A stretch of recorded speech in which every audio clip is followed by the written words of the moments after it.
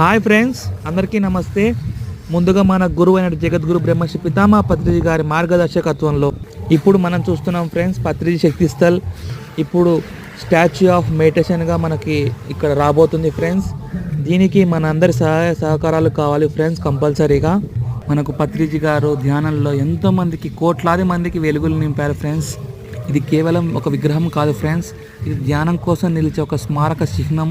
ఇది తరతరాలకు మార్గం చూపే ఆదర్శం ఫ్రెండ్స్.